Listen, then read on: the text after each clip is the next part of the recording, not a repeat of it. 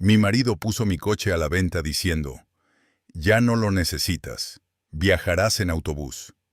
Su alegría se esfumó cuando recibió una notificación del banco en su teléfono. Encontré una camisa y una cartera caras en casa de mi marido. ¿Son nuevas?, le pregunté, tratando de que mi voz sonara neutra.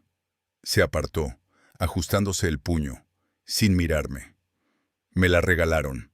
La descartaron por innecesaria, respondió rápidamente y se dirigió a la puerta. Sus zapatos resonaron sordamente en el parqué. Tengo una reunión importante con un posible inversor para la galería. No me esperes para cenar. No era la primera vez que notaba esos regalos repentinos, esas ausencias frecuentes, y cada vez más a menudo me venían a la mente pensamientos extraños al respecto, que me esforzaba por alejar. La puerta se cerró de golpe, dejándome sola en nuestra casa perfecta, que olía a dinero que no teníamos. Antes era muy diferente. Recordé aquel día a orillas del lago, el sol deslumbrante, y él, mi Alejandro, alegre y divertido, besando mis manos, jurando amor eterno ante los invitados, y mi madre, Carmen, la antigua prima, cuyos movimientos aún estaban llenos de la gracia del ballet, me entregó las llaves de un nuevo crossover plateado. «Que solo te lleve a la felicidad, María», dijo, y sus ojos, siempre tan inquietos, miraron a Alejandro con esperanza, con la confianza que tanto había esperado. Ella lo había elegido para mí, su única hija, que había sobrevivido al infierno del divorcio de mis padres, como un puerto seguro, un hombre que no se iría, como se fue mi padre, gritándole a mi madre a la cara, «Me asfixias con tus cuidados». Entonces, siendo adolescente, temblando por la pelea al otro lado de la delgada puerta, me juré a mí misma que encontraría a alguien que no huyera. Alejandro parecía la encarnación de ese juramento. Años más tarde, tras el nacimiento de Diego, tras noches de insomnio y las primeras arrugas, su alegría comenzó a desvanecerse, especialmente después del día en que cumplió 38 años. Llegó del trabajo más sombrío que una nube y apartó el plato con la cena. «Estamos estancados, María, como ratas en una rueda», dijo, mirando a algún lugar por encima de mi cabeza. Soñaba con otra cosa, con reconocimiento, con influencia.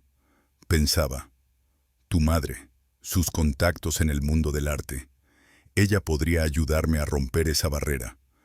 Intenté calmarlo, hablarle de amor, de nuestro hijo, de que lo importante era que estábamos juntos.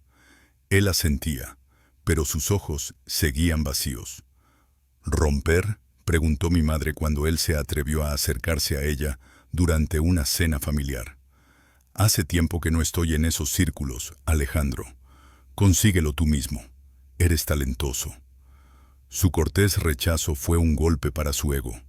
Desde entonces, una sombra se interpuso entre ellos. Ahora, de pie junto a la ventana, viendo cómo su nuevo coche desaparecía tras la esquina, sentí esa sombra sobre mí. En la cocina sonó mi teléfono. Era un SMS del banco.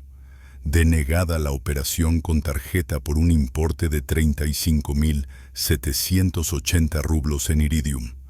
Póngase en contacto con el banco. Un restaurante de lujo al que ni siquiera íbamos en los mejores tiempos. Estafadores. Seguro que son estafadores. Me temblaban las manos mientras marcaba el número de la línea de atención al cliente y bloqueaba una tarjeta tras otra. La voz del operador sonaba como desde la niebla. «Sus tarjetas están bloqueadas, señora. Espere una llamada del servicio de seguridad». Me senté en la barra de nuestra luminosa cocina, con el frío y liso granito bajo los codos, y escuché el zumbido del silencio en una casa demasiado grande. Por la noche, Alejandro volvió antes de lo habitual. Le conté todo sobre los SMS, sobre Iridium, sobre los estafadores, observando su rostro. No mostraba indignación, solo una extraña confusión, palidez. «¡Qué horror!», murmuró, quitándose la chaqueta de esa camisa nueva. Hay que tener más cuidado. Su reacción fue lenta, poco sincera, como si estuviera esperando esa llamada. Voy a la tienda, se ha acabado la leche para Diego, dije para salir, respirar, distraerme de la pesada premonición. Voy contigo, se ofreció de repente.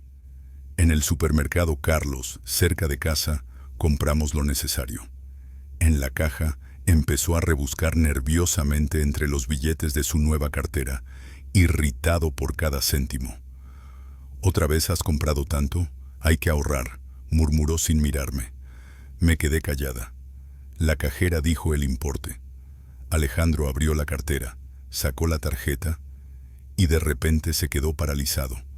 La miró, luego me miró a mí, con expresión de desconcierto. «Vaya, es tu tarjeta, me he equivocado», dijo, tendiéndome el plástico. La cogí. Estaba fría, y el diseño era completamente diferente. No era como el de sus tarjetas. Mi tarjeta, en su nueva cartera. Intentó pagar con mi tarjeta en Iridia. Apreté la tarjeta en mi puño. Sus bordes afilados se clavaron en mi palma, y miré sus ojos desviados, su nueva cartera, su camisa cara, y el silencio en mi cabeza estalló con una pregunta fuerte e insoportable. ¿Qué más había confundido? Yacía inmóvil en nuestra amplia cama con un costoso colchón ortopédico, comprado a crédito, escuchando la respiración uniforme de Alejandro, que olía a coñac ligero y caro, con su mano pesada sobre mi muslo, mientras yo miraba la oscuridad del techo, sintiendo el frío de mi tarjeta bloqueada debajo de la almohada. Sus bordes afilados me recordaban la pregunta que me desgarraba por dentro. Cuando su respiración se volvió más profunda y lenta, con cuidado, milímetro a milímetro, aparté su mano, sintiendo la tensión en mis propios músculos, como si me preparara para un robo, y me deslice silenciosamente de la cama, el frío del parqué quemándome los pies descalzos.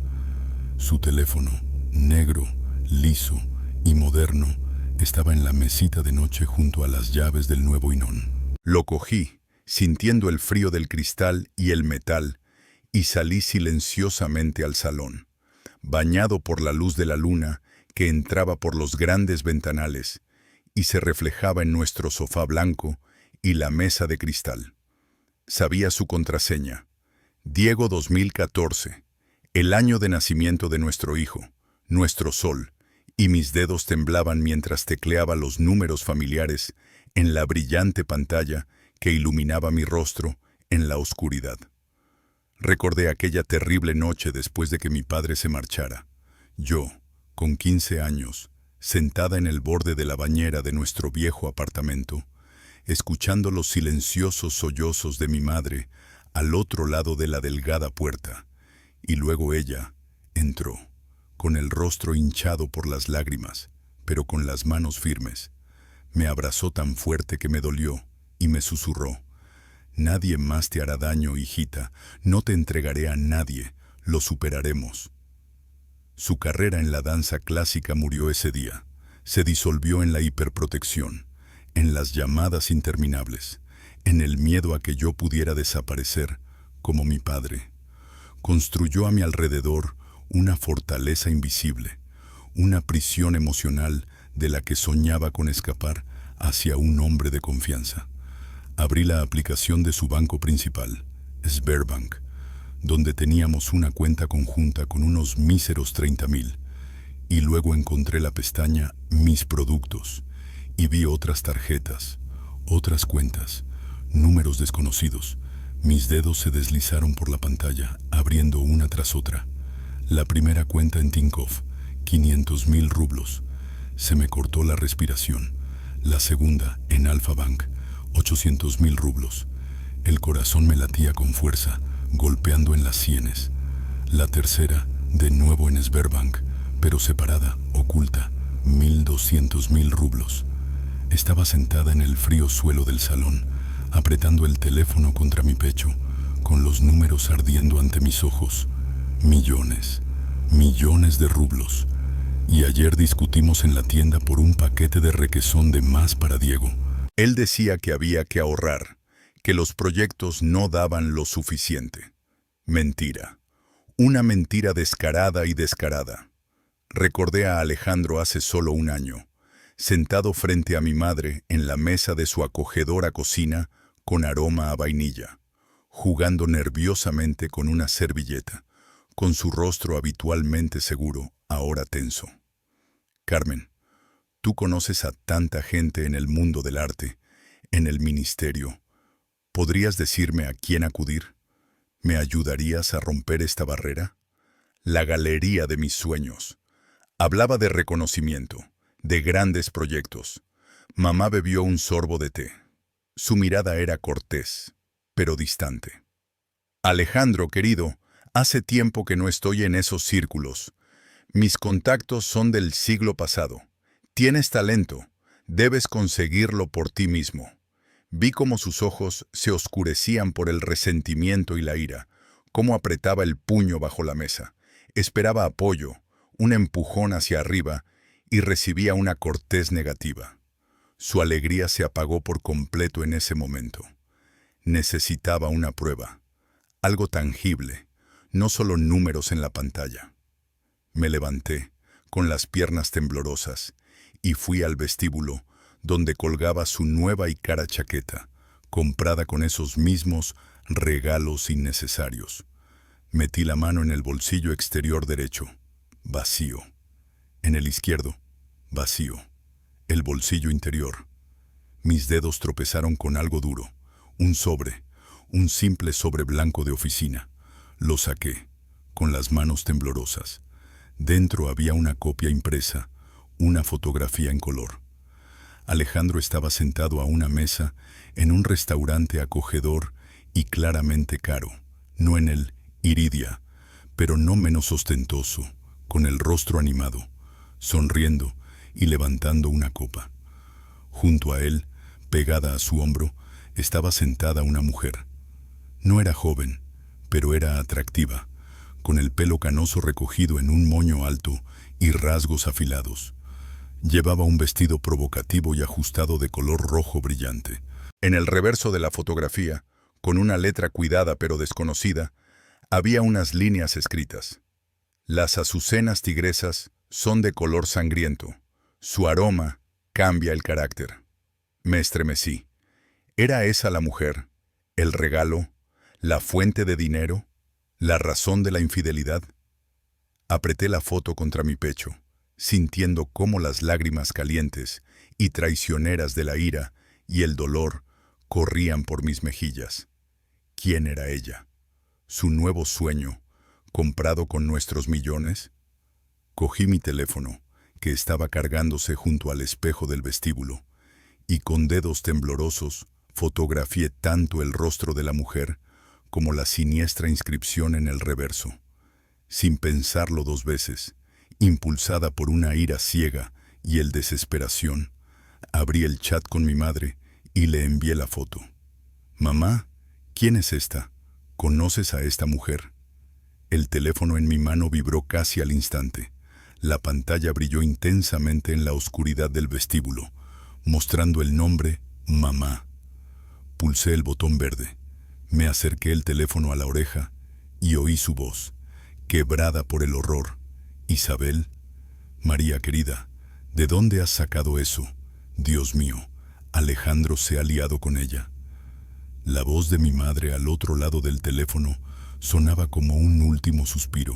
Sus palabras, peligrosa, obsesionada. ¿Qué ha hecho? Se clavaron en mi mente como fragmentos afilados, mientras yo permanecía de pie en medio de nuestro vestíbulo, con su costoso parqué y un barato sentimiento de traición, apretando el teléfono con la mano helada, mirando la puerta cerrada del dormitorio, tras la cual roncaba un hombre con millones ajenos y una mujer ajena con un vestido rojo. «Nos vemos mañana por la mañana, en mi casa. No puedo hablar por teléfono», susurró mi madre, y yo asentí en el vacío, colgando el teléfono.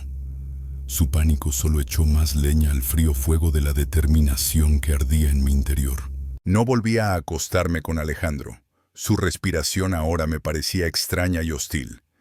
Y pasé el resto de la noche en el salón, en el duro sofá blanco, viendo cómo los primeros rayos del sol iluminaban las motas de polvo en el aire de nuestra impecable y falsa casa, y elaborando un plan en mi mente.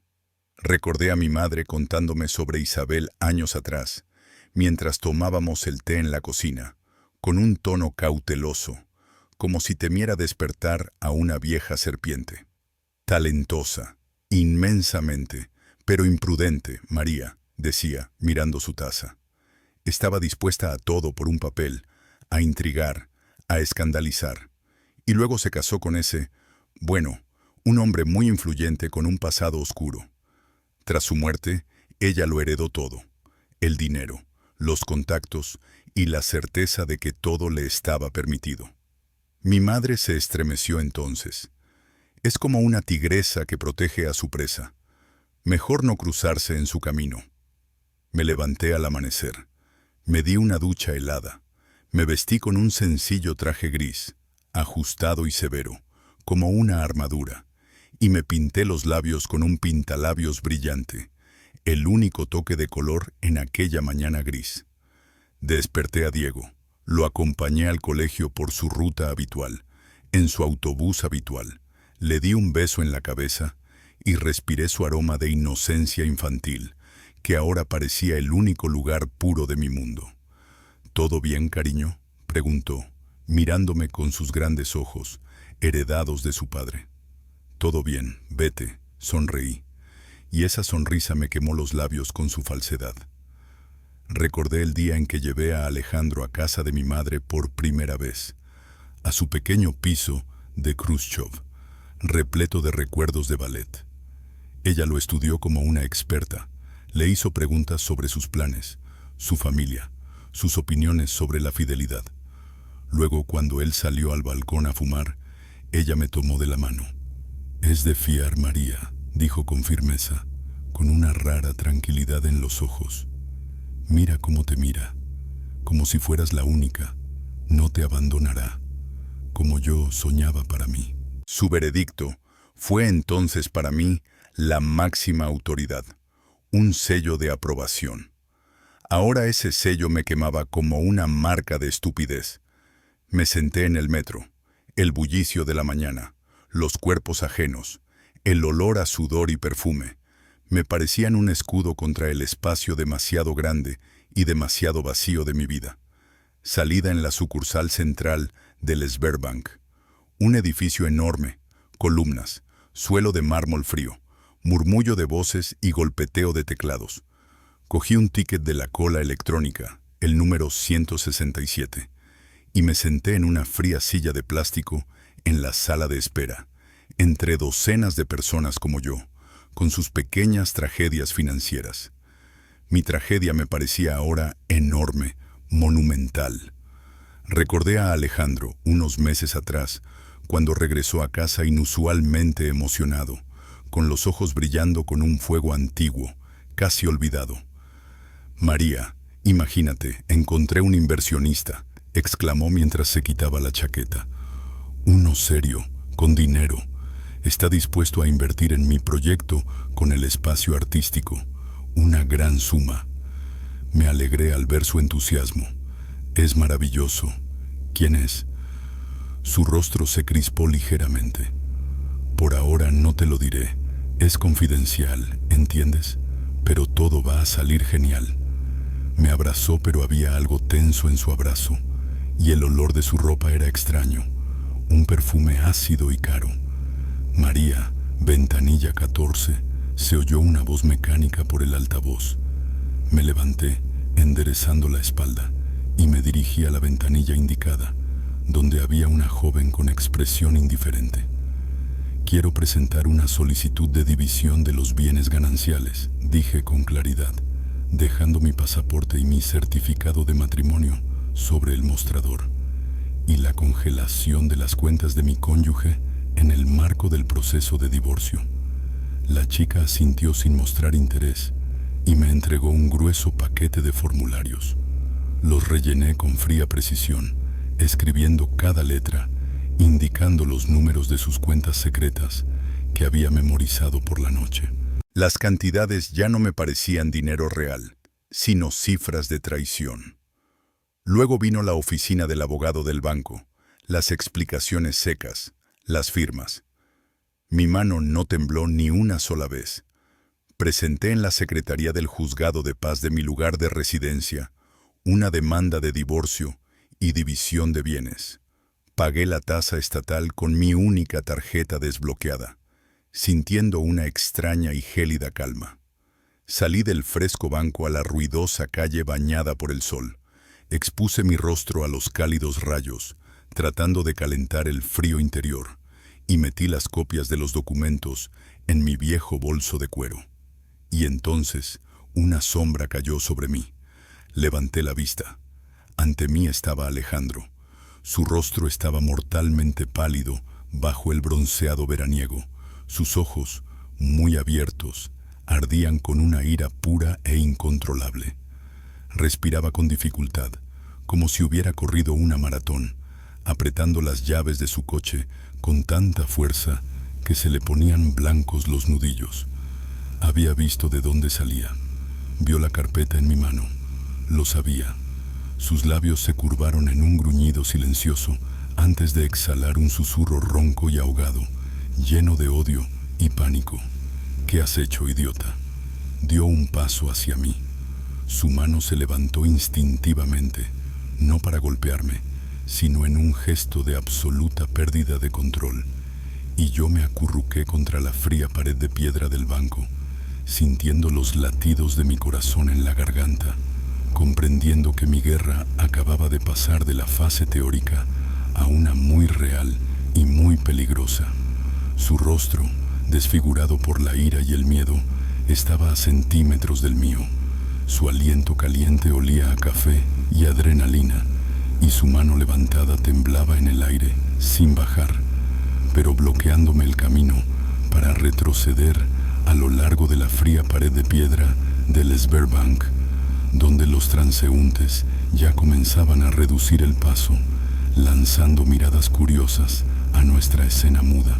¿Qué has hecho, idiota?, repitió en un susurro, pero ya más alto, ronco, y sus dedos se clavaron en mi hombro, empujándome bruscamente desde la pared hacia la acera, bajo las ruedas de un taxi que pasaba, cuyo claxon cortó el aire como un cuchillo.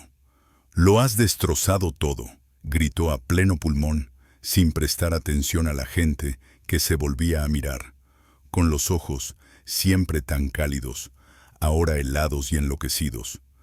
«No es nuestro dinero, no tienes derecho».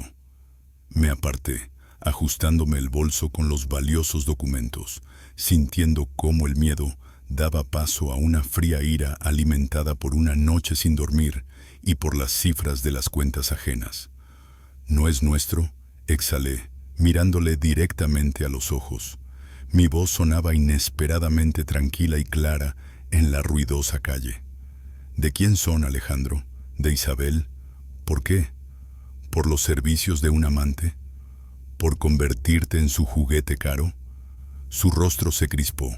La palidez dio paso a un rubor carmesí de vergüenza y rabia. Tragó saliva, mirando a su alrededor, bajando la voz hasta convertirla en un siseo amenazante. «No entiendes nada. Son inversiones, para el proyecto, para nuestro futuro. Lo has estropeado todo con tus berrinches».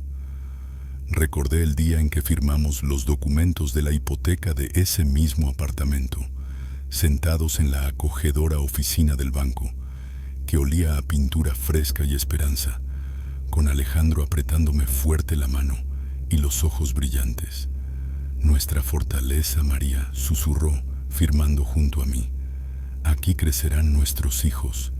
Nadie nos molestará».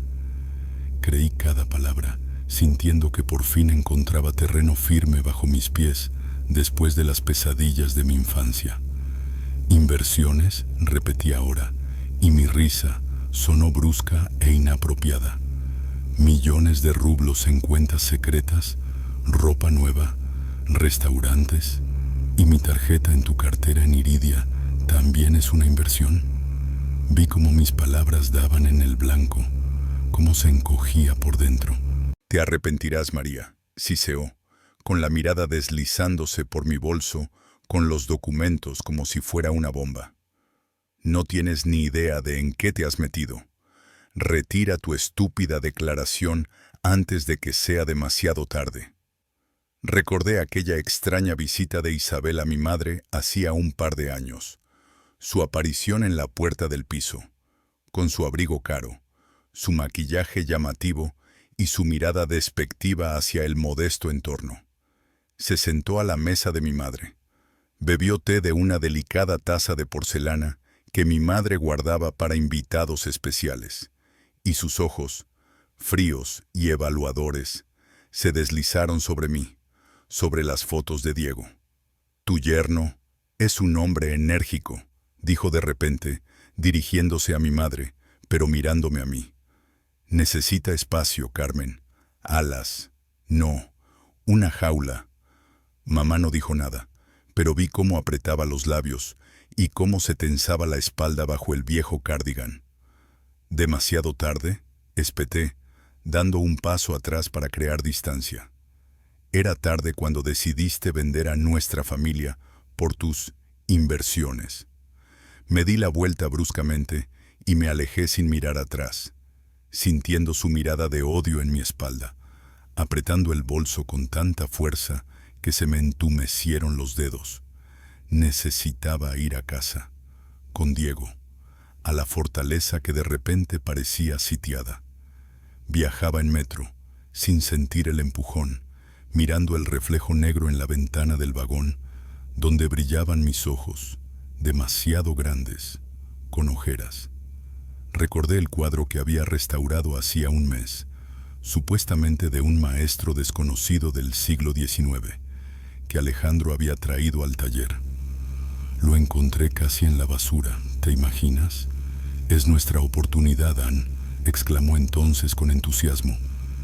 Me incliné sobre el lienzo, quitando la capa de suciedad centenaria y el barniz amarillento con un bisturí y disolvente, y debajo aparecieron pinceladas torpes, una burda falsificación oculta bajo un hábil retoque. No dije nada entonces, creyendo en su sueño de un milagro. ¿Cuántas cosas prefería no ver? La casa estaba vacía y en silencio. Diego aún estaba en el colegio. Fui al salón. Me dejé caer en el sofá, repentinamente agotada. Llamé a Carlos, mi viejo amigo y colega del taller de restauración. Su voz tranquila y sensata al otro lado del teléfono fue como un soplo de aire fresco. «¿Alejandro? ¿Isabel? ¿Isabel?», repitió cuando le describí la situación de forma confusa, omitiendo los detalles más espantosos. «Maldita sea. María, esto es grave. Corren rumores desagradables, sobre sus relaciones, sobre la desaparición de su marido y sobre cuadros falsos. Busca urgentemente un abogado, uno bueno, y habla con Olga Sergeyevna. Hay que conocer al enemigo». Le di las gracias, colgué y cerré los ojos. El enemigo. Mi marido es el enemigo. La idea era insoportable. Me levanté. Me acerqué a la gran ventana que daba al patio para airear la cabeza, mirar el verde de los árboles, el parque infantil de abajo, y me quedé paralizada.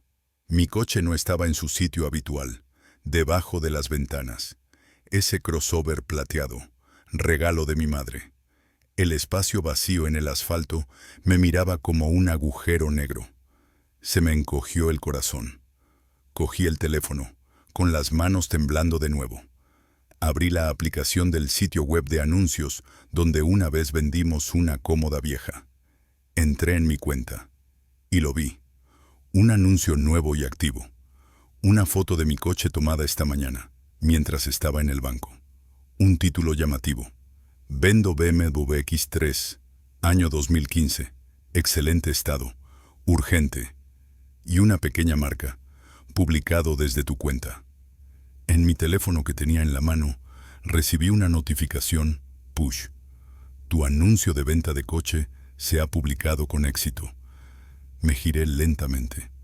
Alejandro estaba de pie en la puerta del salón. No se había quitado la chaqueta. Su rostro estaba impasible, sin rastro de la ira o el miedo anteriores. Solo una fría, cruel y triunfante seguridad brillaba en sus ojos. Tenía en la mano un manojo de llaves, las del apartamento, las de su coche, y mis llaves, con un llavero en forma de zapatilla de ballet, un regalo de mi madre por mi nueva casa, colgaban entre ellas. Arrojó las llaves sobre la mesita de cristal con un ruido sordo, sin apartar de mí su mirada gélida, y pronunció las palabras que cortaron el último puente entre nuestro pasado y este horrible presente. Ya no la necesitas, irás en autobús. Si tú empezaste la guerra, no te quejes. Perfecto. Escribe el 5º capítulo según el plan. Estamos en el punto álgido del conflicto. Alejandro acaba de anunciar la venta del coche de María, regalo de su madre, y ha pronunciado la frase clave. Ya no lo necesitas, irás en autobús. Su júbilo no dura mucho. Llega la notificación del banco de que le han bloqueado la cuenta.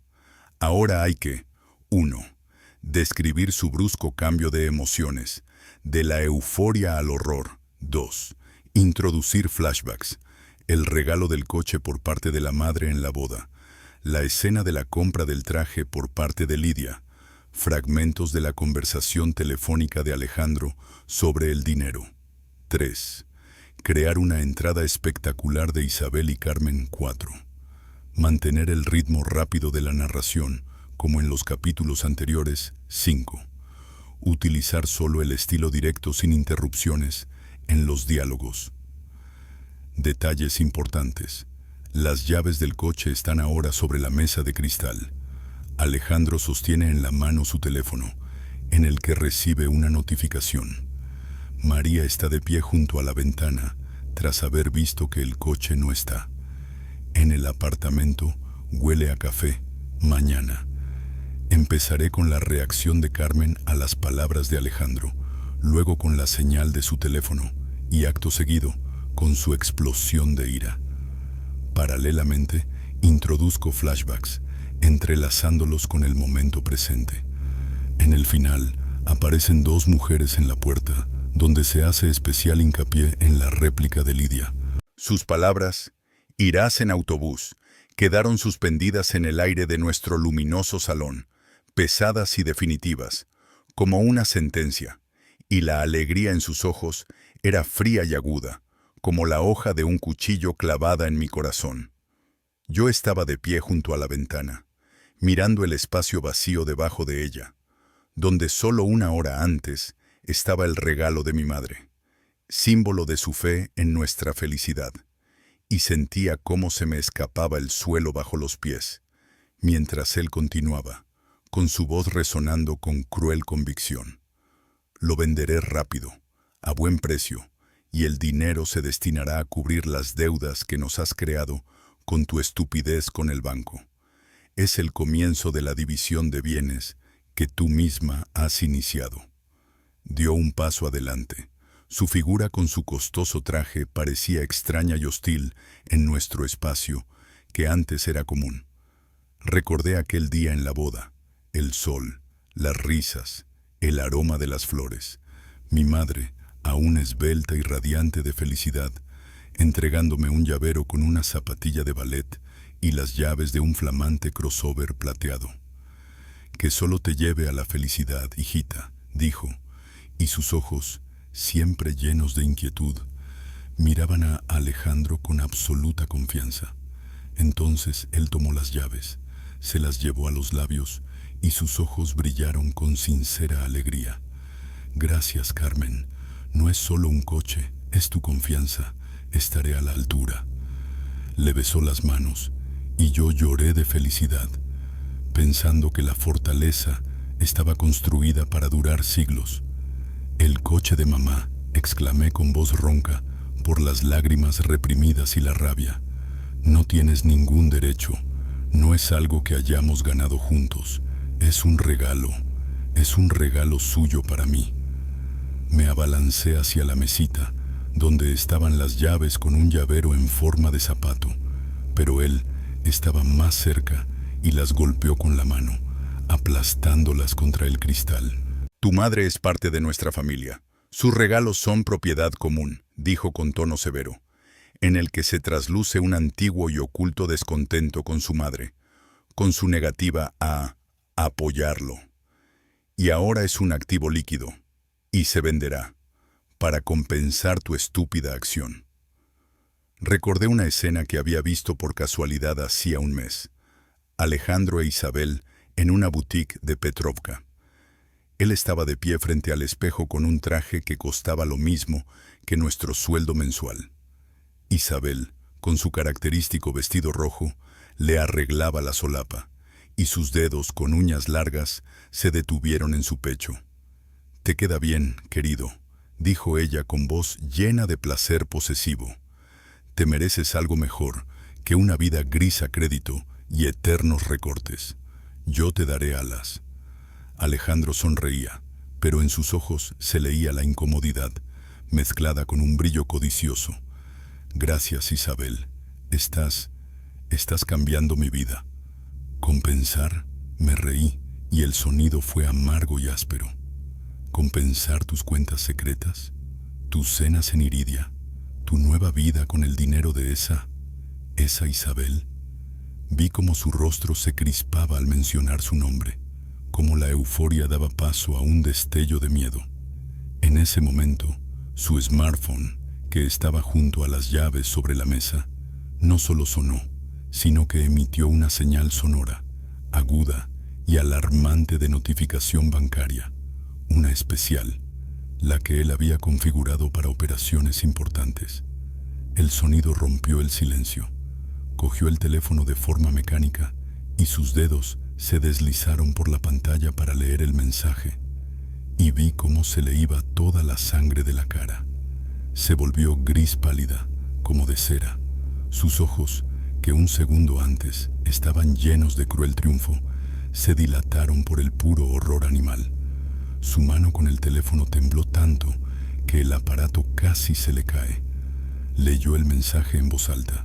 Su voz era un susurro inaudible, lleno de incredulidad. «La cuenta NeoXX ha sido bloqueada a petición del titular. Las operaciones han sido suspendidas. La cantidad de 1.200.000 rublos no está disponible».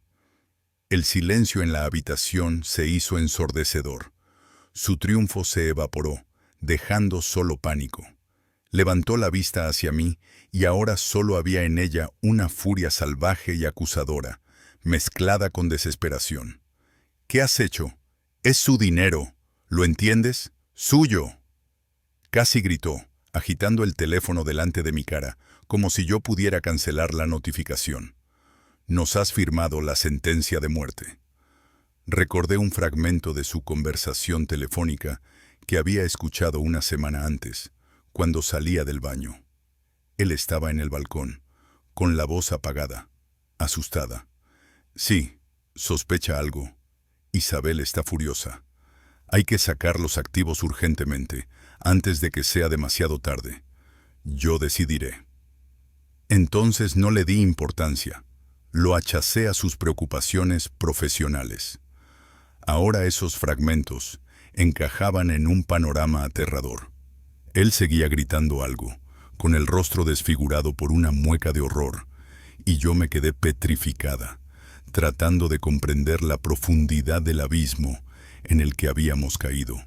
Y en ese momento, un timbre agudo y exigente del interfono interrumpió su histeria, haciéndonos sobresaltar y callar a ambos. Él se acercó mecánicamente al panel, pulsó el botón y del altavoz salió la voz familiar, pero ahora escalofriantemente tranquila, de mi madre. «Alejandro, abre, somos Isabel Petrovna y yo». La puerta se abrió con un clic, desbloqueada por su dedo tembloroso, y al instante entró en el salón Carmen, con el rostro marcado por la inquietud, seguida de Isabel, elegante como siempre.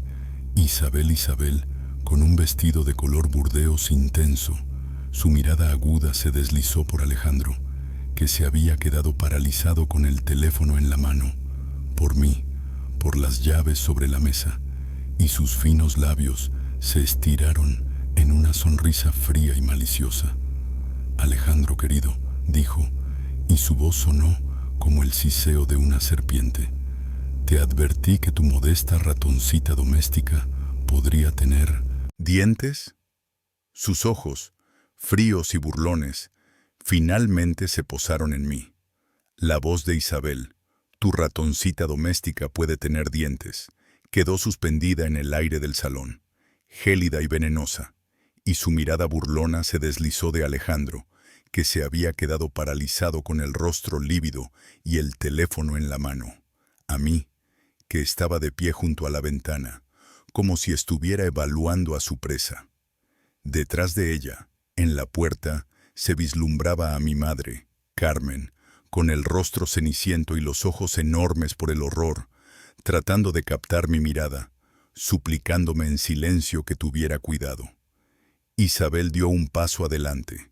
Su vestido burdeos, caro e impecable, parecía una mancha extraña en nuestro salón, desgastado por la vida, que ahora olía a miedo y a perfume caro. «Alejandro, querido», repitió, ya sin una pizca de calidez en la voz, con un tono tan afilado como una navaja, «parece que tu esposa ha decidido jugar con grandes cantidades de dinero sin entender las reglas del juego».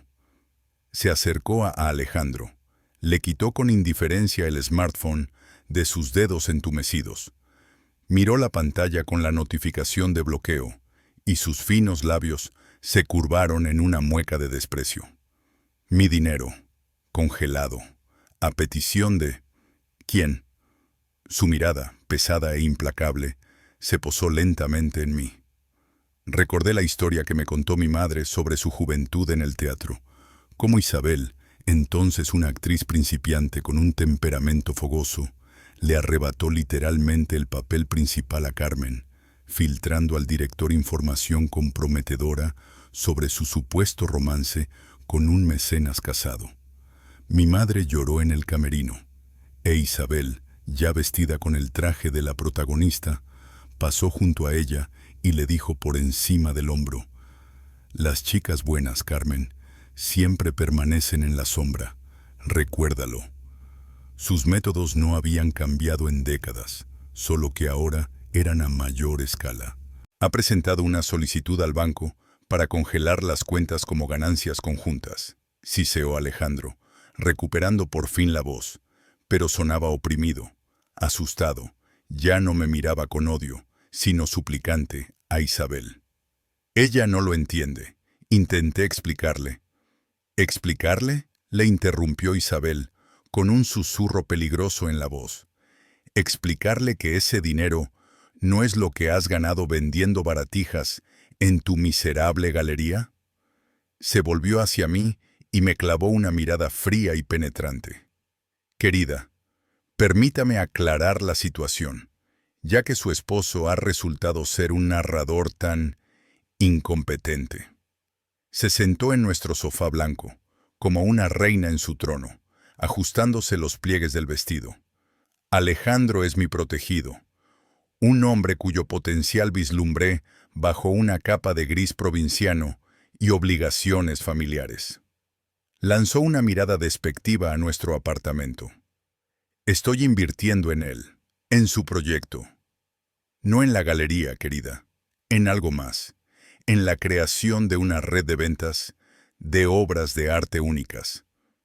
Hizo una pausa para enfatizar la importancia, a través de determinados canales offshore, para determinados clientes, que valoran la confidencialidad y están dispuestos a pagar por cosas raras, a veces controvertidas.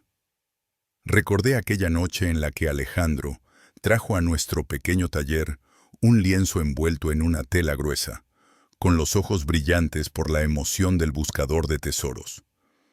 «Mira, María, lo encontré en el ático de una casa antigua.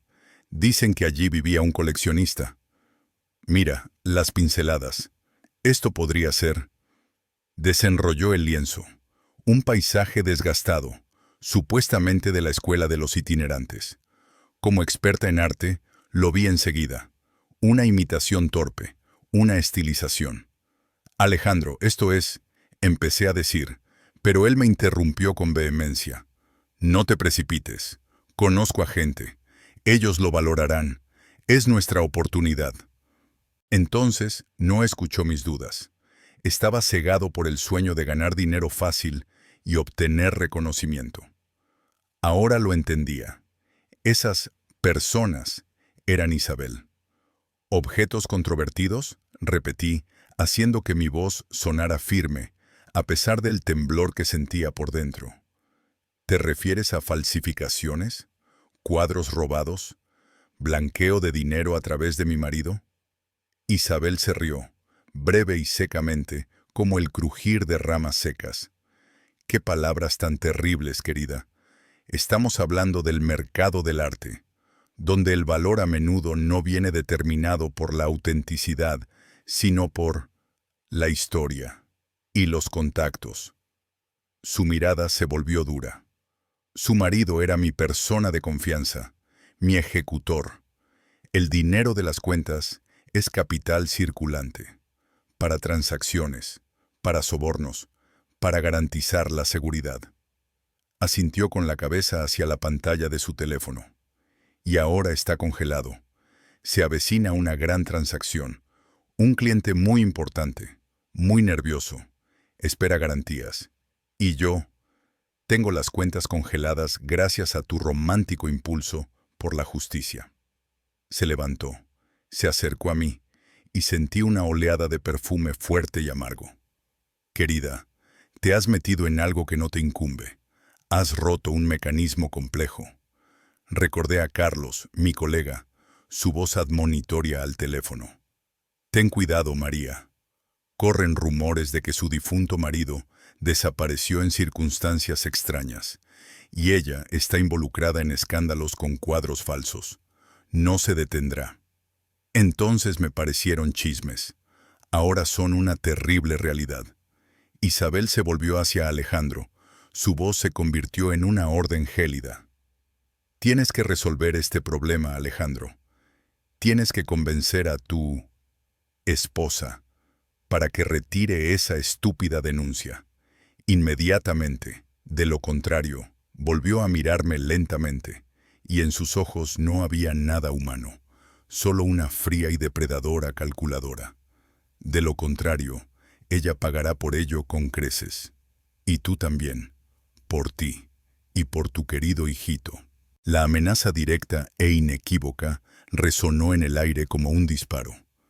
Carmen dio un grito ahogado y se tapó la boca con la mano, con los ojos llenos de lágrimas de terror.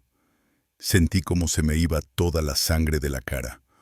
Una ola helada de miedo por Diego me oprimía la garganta, pero junto con ella surgió una furia salvaje, maternal. Di un paso hacia Isabel, sin apartar la mirada de sus fríos ojos. Mi voz sonó baja y clara, a pesar del temblor de mis rodillas. Intenta tocar a mi hijo, solo inténtalo.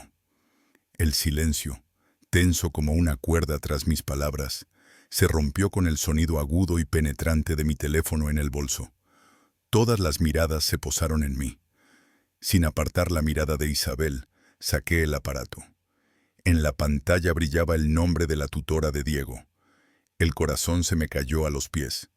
Pulsé el icono verde y me llevé el teléfono a la oreja. La voz al otro lado estaba alarmada, casi en pánico.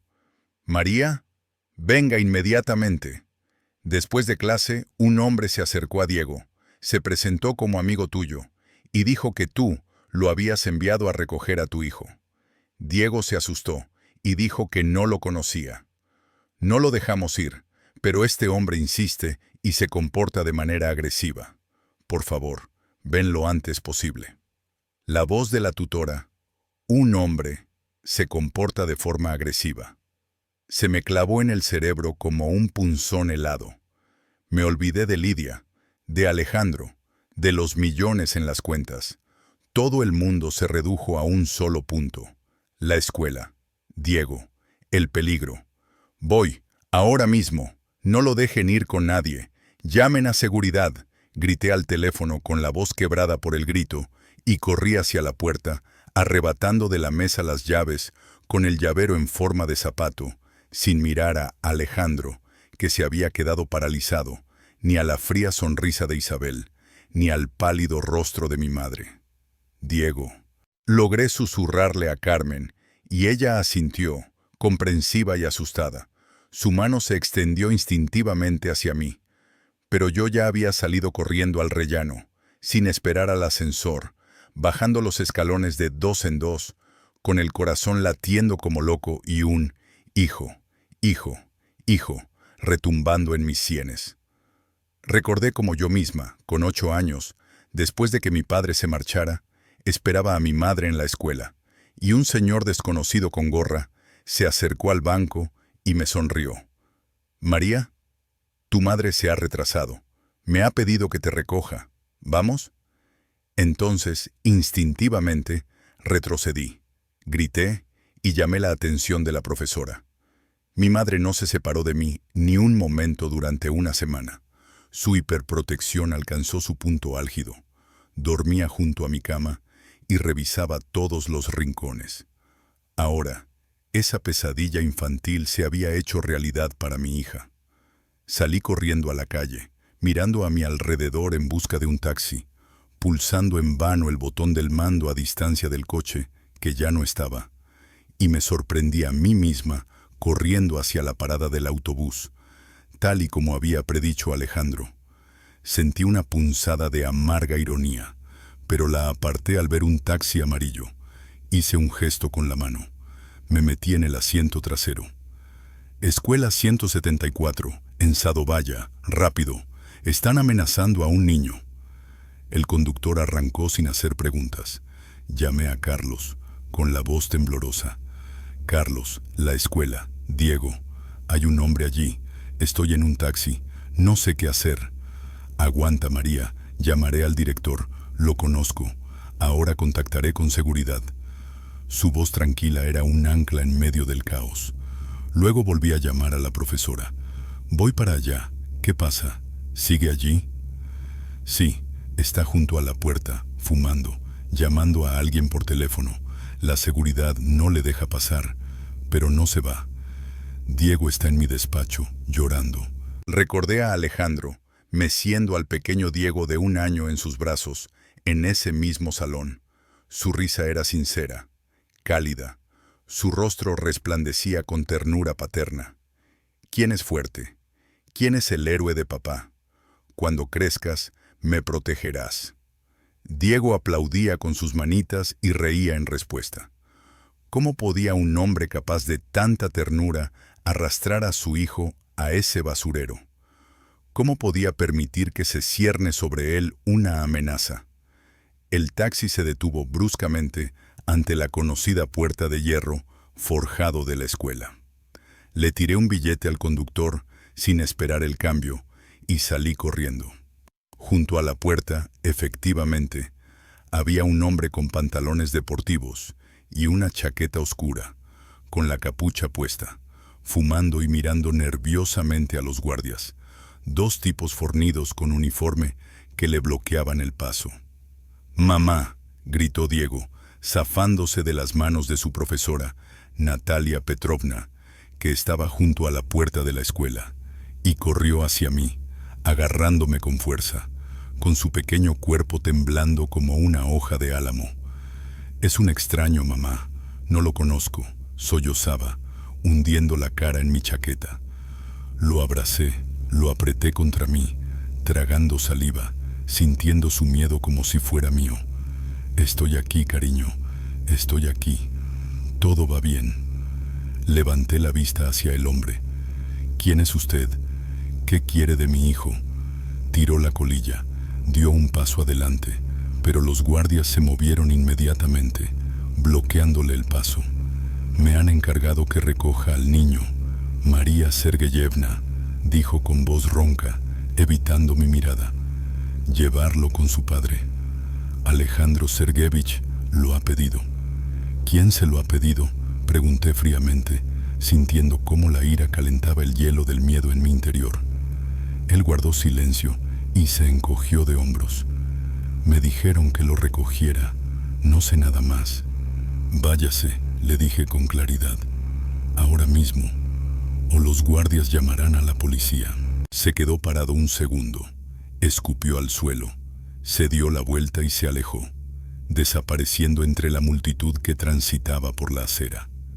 Yo sostenía a Diego, sintiendo cómo sus temblores se iban calmando poco a poco, pero los míos solo se intensificaban. Era una llamada, una advertencia. Sabían dónde estaba. Les resultaba fácil llegar hasta él. Recordé las palabras de Carlos, su advertencia por teléfono unos días antes. Ten cuidado con Isabel, María. Corren rumores de que su difunto marido desapareció en circunstancias extrañas, y ella está involucrada en varios escándalos con cuadros falsos. No se detendrá ante nada. Entonces me pareció una exageración.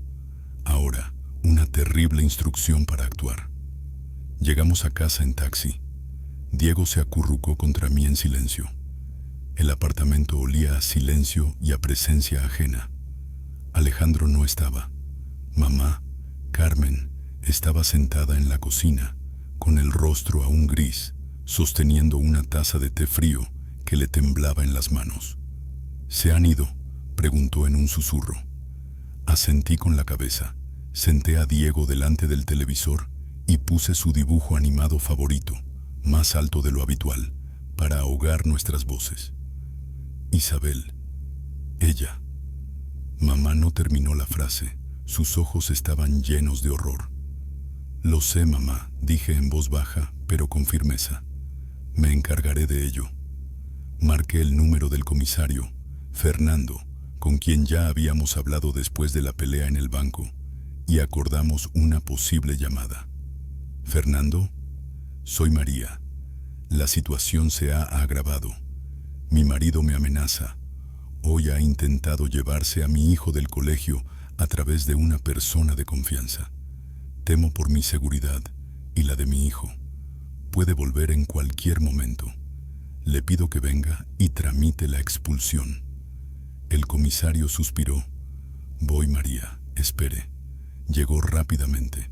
Abrí la puerta y lo dejé entrar en el vestíbulo, cuando de repente oí el ruido de unas llaves en la cerradura. Era Alejandro, que había vuelto, al parecer, de beber, con la cara roja, los ojos nublados y el aliento a alcohol. Vio a la gente, me vio a mí y su rostro se deformó de ira. ¿Qué? ¿Llamar a la policía para denunciar a tu marido? ¡Qué lista!, gritó tambaleándose. ¿Has puesto a todos en mi contra? ¿El banco, el tribunal y ahora la policía? Se abalanzó sobre mí y me agarró con fuerza por la muñeca, apretándome los huesos con dolor. ¿Dónde están las llaves del coche, zorra? ¿Dónde está mi dinero? Fernando se interpuso entre nosotros. Ciudadano Kavalov, cálmese, basta ya. Pero Alejandro, cegado por la ira y el alcohol, me dio un puñetazo con la mano libre. Instintivamente me eché hacia atrás. Me liberé de su agarre y su puño pasó volando, rozando al agente de policía. En los ojos de Alejandro brilló algo salvaje, demencial. Vi un manojo de llaves sobre la mesita del recibidor. Nuestras llaves. Me abalancé sobre ellas, las agarré, apreté el frío metal en mi puño y me volví hacia él, jadeando. Fuera de mi casa, ahora mismo, o el agente tomará medidas. Fernando, aprovechando el momento y su autoridad, agarró decididamente a Alejandro por el codo. Se acabó, ciudadano. Borracho, agresivo, amenazante, intento de agresión. Le expulsamos por esta noche. Recoja lo necesario, rápido. Alejandro intentó zafarse, murmurando algo ininteligible, pero el agente era fuerte y persistente. Alejandro, maldiciendo entre dientes, metió en una bolsa de deporte un par de camisetas, un cepillo de dientes y sus documentos. Al salir, escoltado por el policía, se detuvo en la puerta y me miró con ojos turbios, llenos de odio y algo más. parecido al desespero. Exhaló con voz ronca y sus palabras sonaron como una última advertencia, fría y clara, a pesar de la embriaguez. Ya verás quién manda aquí, tanto del piso como de tu hijo. La puerta se cerró de golpe tras ellos. Me apoyé en el marco, repentinamente exhausta, con todo el cuerpo temblando por la adrenalina y la tensión. Diego lloraba en el salón, asustado por los gritos. Mamá intentaba calmarlo. Abrí lentamente el puño. En la palma de la mano tenía las llaves. Del apartamento. De todas las cerraduras. Mis llaves. Pero no sentía ninguna sensación de victoria. Solo había un vacío y un presentimiento escalofriante por sus últimas palabras. Saqué el teléfono. Marqué el número de Dmitry Sorokin, el abogado que me había recomendado Carlos y con el que ya había hablado brevemente por teléfono. Respondió de inmediato. Antonio, acaban de echar a Alejandro con el policía. Amenazó. Dijo algo sobre el apartamento y su hijo. María, respira, me interrumpió con su voz tranquila y profesional. Mañana por la mañana ven a la oficina. Nos ocuparemos de la demanda y del dinero. Hizo una pausa y su siguiente frase sonó como un trueno en un cielo despejado, pero inquietante. Mientras tanto, comprueba urgentemente todos los documentos del piso. Es muy urgente. No todo está claro. Puede haber sorpresas desagradables. El teléfono se me resbaló de los dedos debilitados y cayó al suelo con un ruido sordo. Me quedé de pie en medio del vestíbulo, mirando las paredes familiares de nuestra fortaleza que habíamos construido con tanto amor, y de repente comprendí que los cimientos sobre los que se sustentaba podían ser tan falsos como los cuadros que traía Alejandro. Las palabras del abogado, "No todo está limpio", resonaban siniestramente en el silencio que había quedado tras la tormenta. Las palabras del abogado, "Comprueba urgentemente todos los documentos del piso", resonaban en mi cabeza como una alarma, ahogando incluso los ecos de la reciente pelea y el llanto de Diego, a quien mi madre se llevaba a su habitación. Estaba de pie en medio del vestíbulo, mirando las paredes familiares de nuestra fortaleza, y de repente me parecieron decorados de cartón a punto de derrumbarse. Las llaves de todas las cerraduras me quemaban la palma de la mano, pero era una victoria pírrica.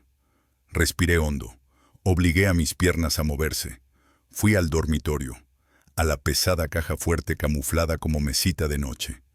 Sabía el código, la fecha de nacimiento de Diego. Dentro, en una carpeta ordenada con la inscripción "Piso", estaban todos los papeles.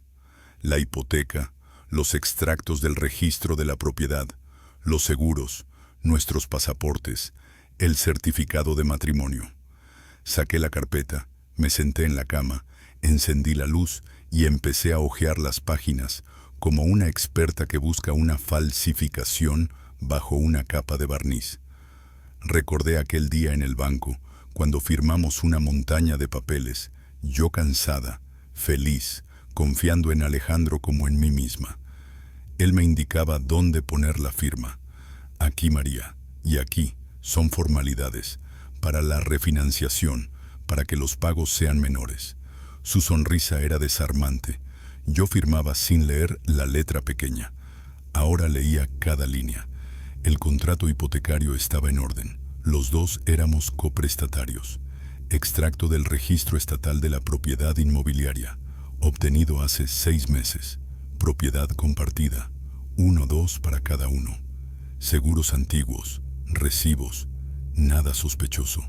Ya había empezado a respirar tranquila, pensando que Antonio había tomado precauciones, cuando mis dedos se topó con un papel metido en el fondo de la carpeta, casi imperceptible. Un recibo, en una simple hoja A4, sin imprimir, solo con firmas. El texto, impreso en una impresora. Yo, María, confirmo que cedo voluntariamente a mi esposo, Alejandro, el derecho a disponer de mi parte del apartamento situado en la dirección Moscú, calle Ocerna, 25, piso 74, en caso de que él necesite refinanciar la hipoteca u otras operaciones financieras en interés de la familia. No discuto mi parte en los bienes comunes. La fecha era de hacía 3 meses. Mi firma al pie. Una firma clara y segura. Solo que yo no la había puesto. Nunca. Yo nunca habría firmado algo así. Era falsa. Buena. Muy buena, pero falsa. Me temblaban las manos. El papel crujía. Alejandro, podría habérmela pasado entonces, entre otros papeles para la refinanciación, o falsificarla. Él sabía cómo firmaba. Lo había visto muchas veces. Recordé a Alejandro hace un mes, preguntando nerviosamente: «María, ¿has visto la carpeta azul con los documentos del piso? Necesito aclarar algo para el banco». Entonces respondí mecánicamente: «En la caja fuerte, donde siempre». La cogió, se la llevó a la cocina y la devolvió media hora después. No lo comprobé. Confiaba en él. Estaba sentada en la cama, apretando el recibo falso, sintiendo cómo el suelo se desvanecía definitivamente bajo mis pies. El piso, mi último refugio, y también estaba en peligro. Podría estar intentando hacer algo con ese papel, pedir un préstamo con mi parte como garantía, venderla, y sobre el apartamento, su amenaza ebria cobraba un sentido espeluznante. Tenía que llamar a Dmitri, ahora mismo. Alargué la mano hacia el teléfono, que estaba junto a mí sobre la manta, y en ese momento sonó. Un número desconocido, de Moscú. Mi corazón dio un vuelco. Isabel, su gente. Tragué saliva y pulsé para responder. «¿Hola?» En el auricular se hizo el silencio durante un par de segundos. Luego se oyó una voz masculina, grave, un poco ronca, desconocida, pero que me recordaba vagamente a algo de mi infancia. «María, soy Luis. Luis». Se me cortó la respiración. Mi padre, el que se marchó cuando yo tenía 15 años, gritándole a mi madre a la cara cosas sobre la cárcel y la sobreprotección. No nos veíamos, no hablábamos. Una voz salida de la nada. «Yo sé lo que está pasando». Carmen me llamó desesperada. Encontró mi antiguo número. Me lo contó. Sobre Alejandro, sobre Isabel. Hablaba con dificultad, buscando las palabras, sin hijita, sin disculpas, seco, de manera profesional. «Puedo ayudar». Recordé su marcha, el fuerte portazo, los gritos de mi madre tras él, y luego el silencio. Un silencio profundo y sepulcral en nuestro apartamento vacío. Me senté en el suelo de mi habitación, abrazándome las rodillas, y juré que nunca lo perdonaría, que elegiría a un hombre que no se fuera. La ironía del destino era amarga como la ajenjo. ¿Ayudar? Mi voz sonó fría, distante, como la suya. ¿En qué? ¿Y por qué? Él suspiró al teléfono. El sonido era similar al silbido de un fusible quemado. «Porque conozco a Lidia Isabel y a su difunto marido, Miguel. Conozco su negocio.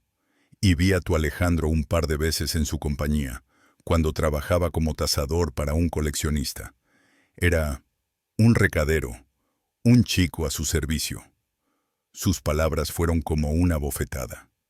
«¿Y qué?», pregunté, apretando el teléfono. «Que tengo información sobre Isabel y sus tramas con los cuadros, sobre cómo trabaja. Eso puede ser tu baza». Hizo una pausa. «¿Nos vemos? En territorio neutral. Mañana. Te enviaré la dirección». Me quedé en silencio, mirando la pared, donde colgaba una foto feliz de Alejandro y yo con Diego de pequeño. Mi padre. El hombre que nos traicionó a mi madre y a mí, ofreciéndome ayuda contra otro traidor. ¿Confiar? ¿O es una nueva trampa? ¿Quizás está relacionado con ellos? ¿Por qué?, pregunté de nuevo, y en mi voz se reflejó todo el dolor y la desconfianza acumulados durante años. De nuevo se hizo el silencio al otro lado del teléfono. Luego él exhaló, y su voz sonó inesperadamente cansada, casi humana. Porque ella, Isabel, es la culpable del fracaso de uno de mis proyectos. Y porque tú eres mi hija. ¿Nos vemos? ¿Sí o no? Cerré los ojos, sintiendo que el mundo se había vuelto completamente loco. Envíame la dirección, dije con voz tranquila y colgué. El teléfono vibró inmediatamente. Era un mensaje con la dirección de una cafetería en el centro. Mañana. Encuentro con un fantasma del pasado, por salvar el futuro. La confrontación tuvo lugar 2 días después, en el austero despacho de mi abogado, Dmitri Sorokin. Una enorme mesa de roble, olor a papel caro y barniz. A un lado yo, Antonio, su asistente con un ordenador portátil.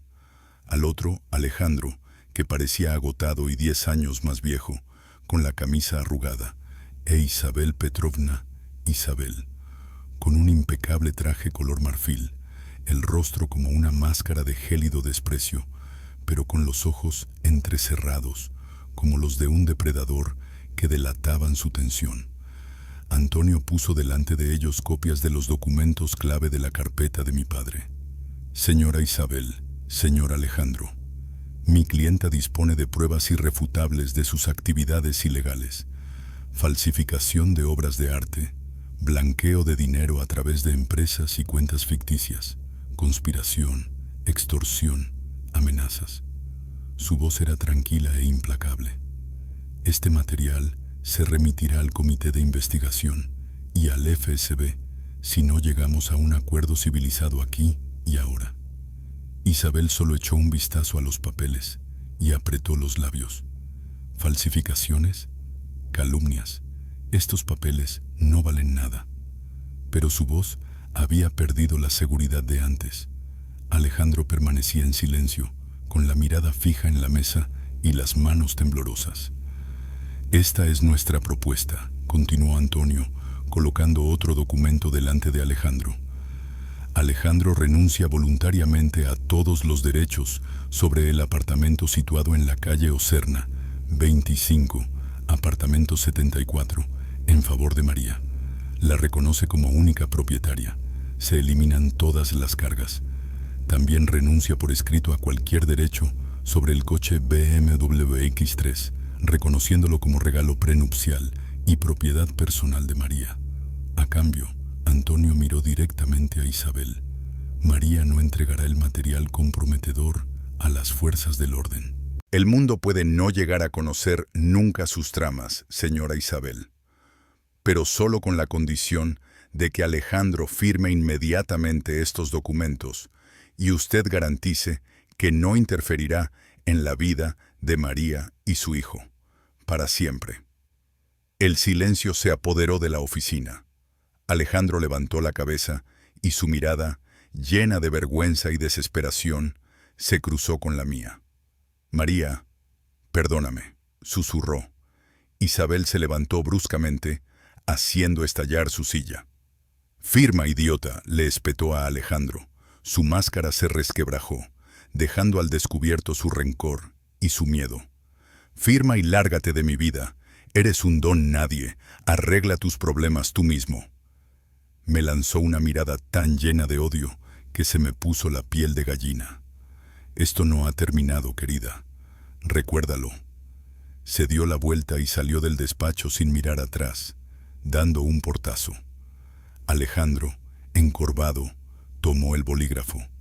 Le temblaba la mano mientras firmaba los documentos de renuncia a los derechos sobre el apartamento y el coche, y el acuerdo de confidencialidad. Cada firma era como una capitulación.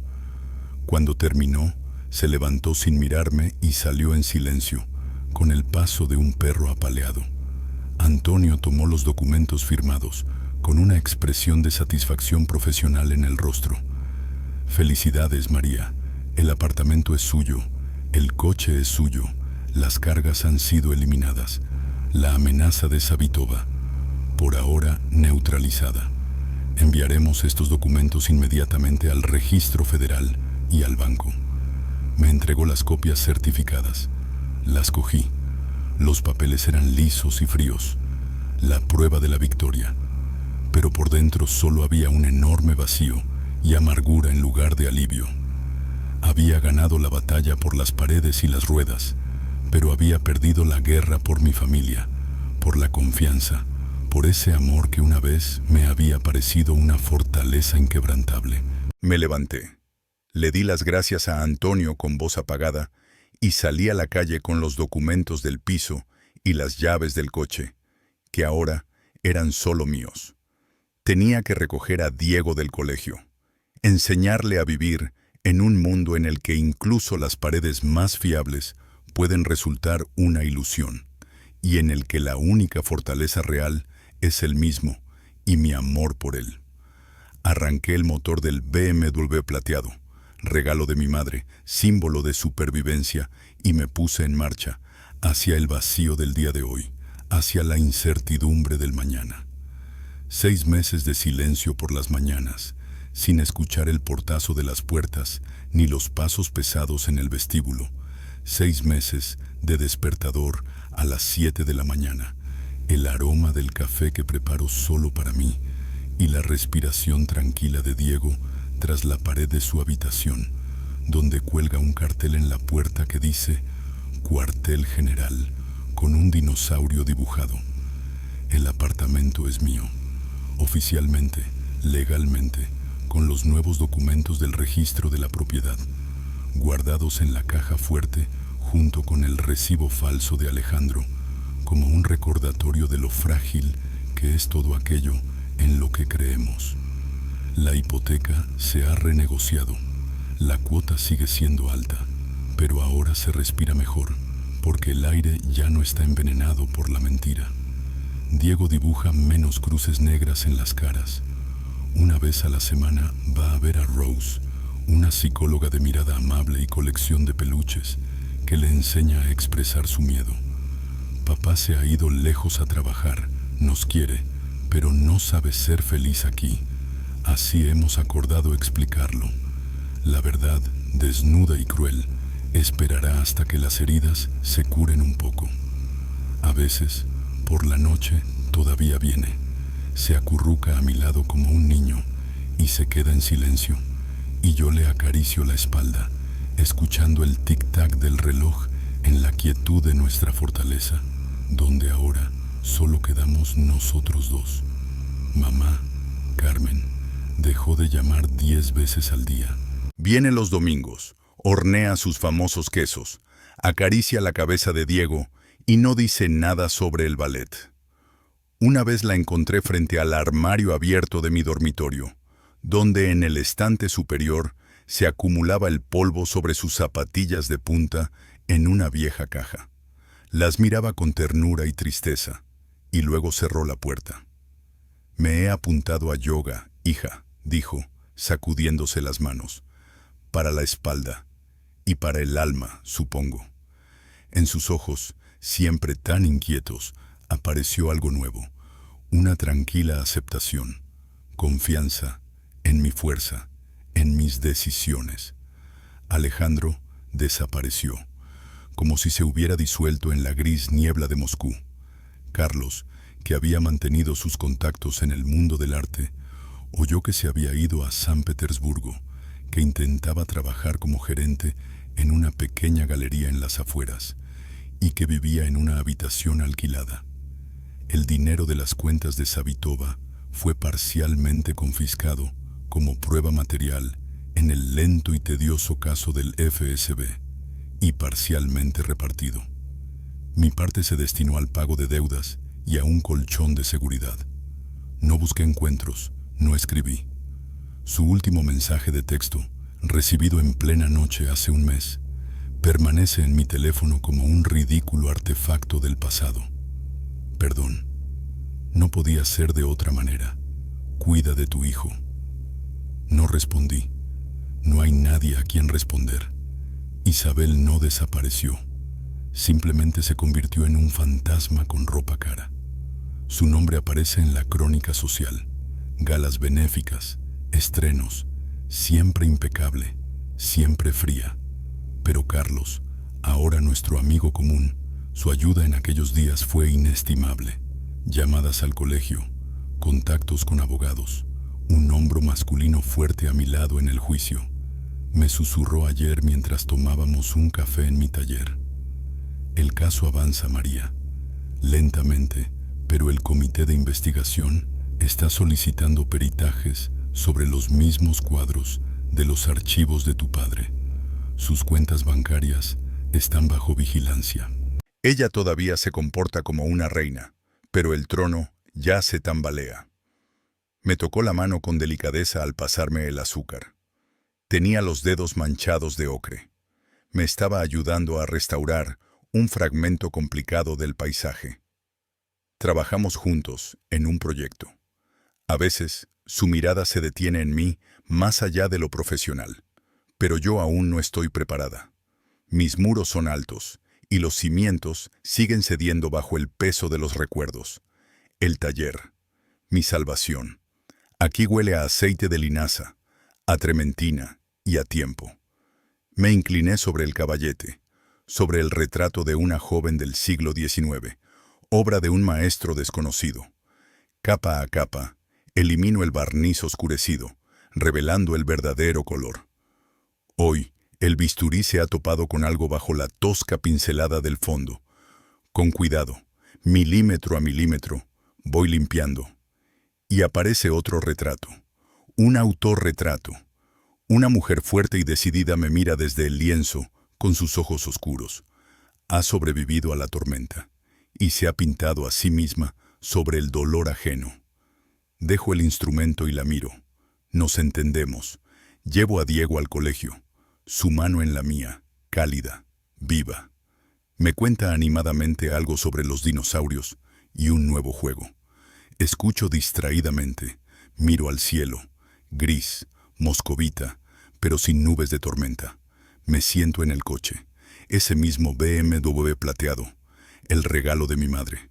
Me llevó a la felicidad, cayó en el infierno, pero me trajo de vuelta. Enciendo el motor, arranca a la primera, suave y con seguridad. Enciendo la radio. Suena una melodía antigua, desconocida, pero alegre. Me sorprendo a mí mismo tarareándola en voz baja. Por primera vez en muchos meses.